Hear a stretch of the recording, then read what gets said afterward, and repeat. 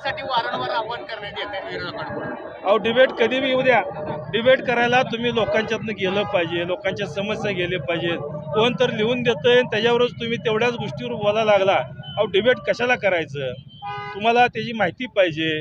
तुम्ही मला सांगा, स्वर्गवासी भारत नानांचे ते सुपुत्र आहेत, तर ते मला एकदा तुम्ही आता सर्व पत्रकार असतील किंवा या ठिकाणी त्यांच्याबरोबर काम केलेले आमच्याबरोबर आलेले सगळे सहकारी आहेत.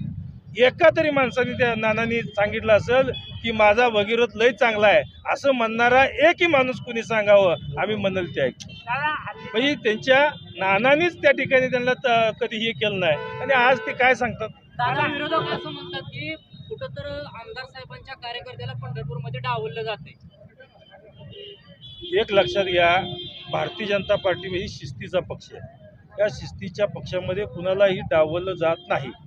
प्रथम आमच्या मुलाखती झाल्यानंतर पक्षाकडे नावं गेली आणि पक्षाच्या सर्वेमधनं येणारी 1-2 नंबर नावं आमच्याकडे आल्यानंतर त्या ठिकाणी आम्ही सिलेक्शन केलेले आहेत आणि ज्या आमच्या सहकाऱ्यांना त्या ठिकाणी संधी मिळाली नाही त्या ठिकाणी भविष्यामध्ये आम्ही कुठं ना कुठं त्यांना संधी देण्याचा 100% प्रयत्न करू. निवडणुकीमध्ये जातीचं बीज पेरलं जाते, पूर्वीच्या काळी असं घडत नव्हतं. या संदर्भामध्ये काय सांगाल आणि शेवटी मतदारांना काय आव्हान? एक लक्षात घ्या, या आपल्या तालुक्यामध्ये स्वर्गवासी औदुंबरांना असतील, स्वर्गवासी मोठे मालक असतील, यांनी इथं राजकारण केलं.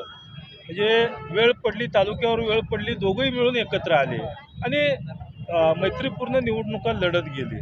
परंतु असं विष पेरण्याचं काम आत्तापर्यंत कधी झालेलं नाही. आता ही निवडणुकीचा नवीन पायंडा झालेला आहे. जातीवादाचं विष आपल्या शहरामध्ये पेरण्याचं काम सध्या चालू आहे. हे विष कुठेतरी आपण थांबवलं पाहिजे. सगळ्या लोकांनी ओळखलं पाहिजे की याचा फायदा काहीच नाही आहे, पण याचा 100% तोटाच होणार आहे. की नुसत्या जातीवर मी जरी म्हणलं मी कुठल्याही जातीचं, तर एका जातीवरती त्याचा व्यवसाय होऊ शकत नाही किंवा कुठल्याही गोष्टी त्याला होऊ शकत नाहीत.